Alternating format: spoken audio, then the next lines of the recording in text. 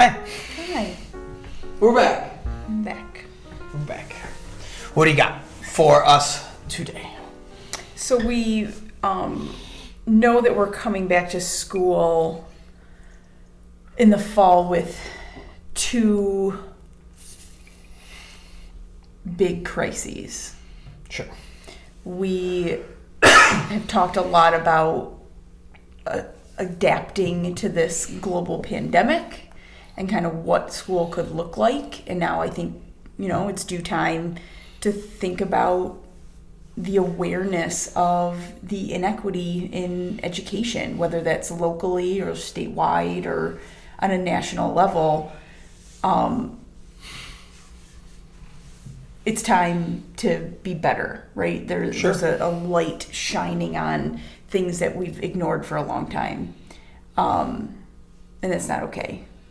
Right. So I think in our last conversation, we talked about this idea that it's time for change. We can't go back to normal. Right. We have to take this knowledge and take this humility and accountability and kind of move forward. So I guess my question is, as a system, as a district, how do we start to think about that change for the long haul? Because this is going to be some big movement.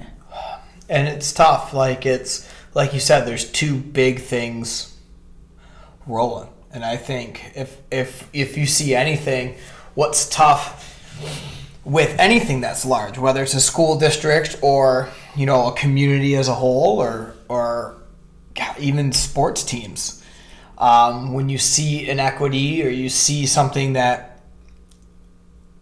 might go, maybe it's time for change, it's hard to steer that ship. It's hard to get that direction changed. And with a lot of the COVID stuff and figuring out what the fall looks like in that arena, it's hard to give both elements its fair time, because really they both deserve your undivided attention. And we're in a summer where that's going to be really hard to do. And I think that's a challenge in itself. And I think, a lot of districts are, having to divide their time to figure out both things, because there's a big outcry for both. And I would hope, I would argue, I would throw in there this idea where, while they seem like two big entities, can we work smarter and simultaneously look at both, at the same time? This idea that while preparing for safety and health and wellness and social emotional well-being, when it pertains to dealing with, this pandemic, all of those things are going to impact or be impacted by, socioeconomic status, race, identity, like all of that's it works together. And and maybe that's in essence how we should be approaching it anyway. Like, often you talk about teachers having so much on their plate. Well, maybe it shouldn't be a separate thing on your plate. Yeah. It should be in everything you do when you talking about equity. Yeah. It's something that's talked a lot about in education, especially since we have, our data and all our things get so cut up into these subgroups. Yeah. Right? We're inundated about this subgroup here and how this subgroup performed here and this, that, and we live in that world and work in that world where everything gets so divided up into small groups and boxed into these little packages. Maybe that's not the way we should be doing it. And we should be looking at it, checking our own biases and checking our own things regularly in everything we do. So if it's a new, character initiative or a new, class-wide, green program, or, you look at how that disperses out in terms of equity in all your kids and all your groups. I don't know, like it seems like we make it separate, so when times are difficult or you get into the grind of the school year, it's something you kind of like tunnel vision out of your sight, and you're all of a sudden not too worried about that group of special ed kids, that group like English second language kids, your kids of color. Like you don't look at them as all these different, diverse group of kids, and you just go, my kids, and you do your thing, and the drum rolls on. So I find that true and unfortunate. I think the compartmentalizing and the attempt to make things feel doable and attainable start to also make things easily ignored, and it gives us opportunity to not look at the things that need to be looked at. And I was reading an article by Liz Kleinrock, and it was all about anti-bias, anti-racist education, and one of the questions that these systems need to ask themselves, whether it's buildings, districts, whatever, is this idea of like, how can you ensure it's not a box, I shouldn't say it, that looking at equity, especially racial equity, it's not a box to be checked. How can you ensure that? And that people don't have the chance to opt out? Because here's what we know. Mm-hmm. This work should not be siphoned into a committee. This is work for everybody across the board. Right. And maybe that's kind of, and maybe it was unclear the way I said it. Like, we look at equity or inequity in terms of like how this data subdivides groups. And we go, we have all our different splits in groups, and we look at that data, but then back in the classroom, we teach to our kids. Yeah. And when times get rolling, we don't necessarily look at those groups and subdivided areas and stuff like that. So like the only time we actually talk about, these groups is like after the fact and how they performed. And we don't look at it like, oh man, my last assessment, how did that read? Was that something that became unfair for my special ed group? Did that become unfair for this cut of kids that is like their first year in the district? Like, we don't look at it in terms of like all those different groups of kids. How does this look in terms of equity? We only look at it when we have this data and it's all nicely cut and charted and graphed and stuff for us. And we don't. And I think that goes to kind of what you're saying. Like, sometimes the work gets put into these checkable boxes to say we've done it, but then on the ground in the classroom, have we done it? Or are teachers just being able to walk in the classroom, teach their thing to the group of kids that are in front of them without being necessarily purposely mindful? And I use purposely in that because I think it's unfair, and I think you'll never find a teacher, and we've talked about this before, you'll never find a teacher that goes, I'm pretty racist and I run my class that way, or I don't think special ed's that important and I run my class that way. Like, I don't think there's teachers that aren't sympathetic or mindful about kids with different needs and equitability, and their teachers are always going to be that, right? But that purposeful, when it comes down to it, doing that extra work to make things like very equitable. Yeah. And not just saying, well, I crossed off, one of the multiple choice options in my test. That made it more equitable for all these groups. Sure. Right? Like that idea where they're being mindful and actually really know the group of kids that are in front of them Yeah. and do that. So, what bums me out is a lot of times the district rollout of some of these equitable things leads to that. Leads to what? Leads to that, like, kind of what you mentioned, that, like, off the hookness, where at a district meeting, at a PD, at, even a building meeting, everybody can chime in with some really thoughtful ideas about equity and this and this idea, and we could be doing this, and this is something we should be doing, right? All teachers can engage in that work all the time. Yeah. I think that's pretty obvious. But whether it's a lack of follow through or a lack of like true long-term work,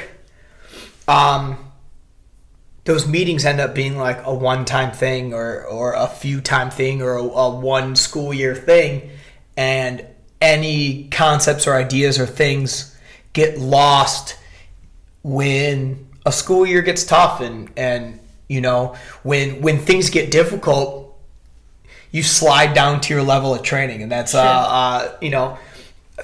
I got from listen to how many Navy SEAL guys and stuff like that, yeah. Jocko and all those dudes. They always talk about when things are at their toughest, you sink to the level of your training. So if you do these equity conversations, then they're a one-off or a single year goal, and then you move on. Is that training that truly stuck?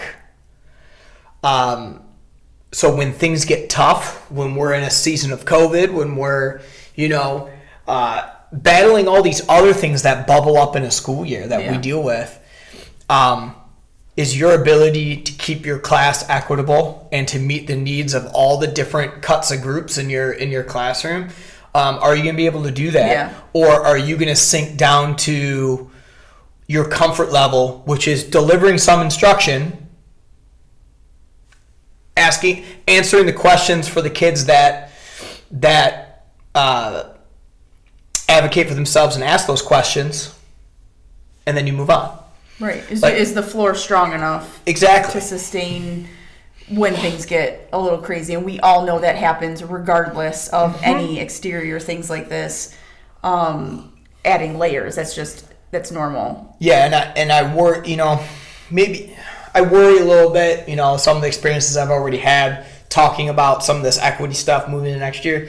I worry if it's going to be like a lot of the things that happen in school districts where there's a hand-picked few teacher administrators that get to go off to do some training in some exciting city, and they have that experience, and in that moment some good stuff is talked about and some magic happens. But does everything stay there? Does everything stay in that? Get disseminated appropriately? Right. Is it going through a filter? And I've been that teacher leader that's had 100%. To disseminate information. Is it going through my filter and then coming out in a way that's skewed or for other ears? And then I guess where's the check-in? Like, where's the check-in? But that's what I was saying. We're all doing. That's what I'm saying. You cannot opt out. How do we ensure as a district that everyone's involved? Because I feel like I think a lot of people could look into their own school districts or their kids' school districts and see a lot of great stuff that the district says they are doing. And in all terms, they probably are. Yeah. We've engaged in this work and had these conversations and had this training. I think the question that parents and teachers need to really ask is, well, how many people engaged in that training? Yeah. What happened after that training? What's the continued work that how does this keep going? Moves on? Because if it's a lot of times districts like to be able to say, we've done this training. Yeah. Our teachers have engaged in this. Well, how many teachers? For how long? Because good training and good work costs money and time. For sure. Time and maintenance and revisiting. Yes, it's one of those things. You look at a lot of the issues I think we're facing in society and in communities is, training and how often it happens and how much time is dedicated to it. to keep people, especially that are public servants like teachers, like above the curve. Yeah. Like, I think it's a valuable question that parents and teachers need to be asking is, what kind of training are we getting or is happening, and how often does it happen? Is it a continuous training? Is it something, because otherwise it's like you said, it's a few that might disseminate it. That means some buildings might get it better than others. Some buildings might not get it at all. Districts can say we've engaged this training, while many teachers not necessarily are purposefully opting out. Like I said, I don't think there's teachers that are outspoken in terms of not being equitable and like stuff. That's not real, but could not have to change anything they do to promote equity. But the district still gets to say that our teachers have engaged in this training and do good stuff.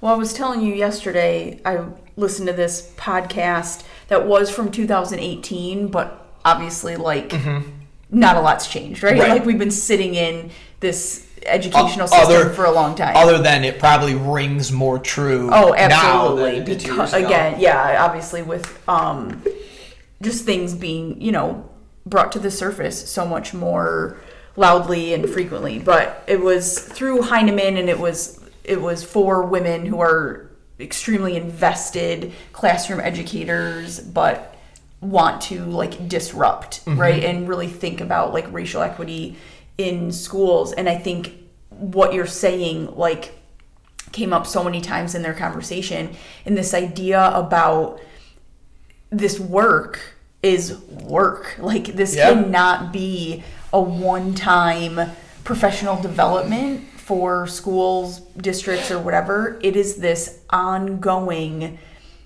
introspective, reflective work that happens within each teacher. So while I agree with you that teachers aren't necessarily, that we don't know, teachers outright, racist and unjust and malicious and harmful, there's still a lot of learning and unlearning that I think needs to take place in this process, especially as speaking for myself as a white 30-something female, growing up in the experience that I had. There's a lot of unlearning and a lot of, work that needs to take place for me to have that awareness to maybe, not outwardly say, I'm a racist educator and I'm going to project that, but be honest to say, I've had some racist ideas, or I may not have been as equitable as I hope to now. And they talk a lot about this idea that while there's a lot of districts trying to do some of these things that I think you're talking about, they call them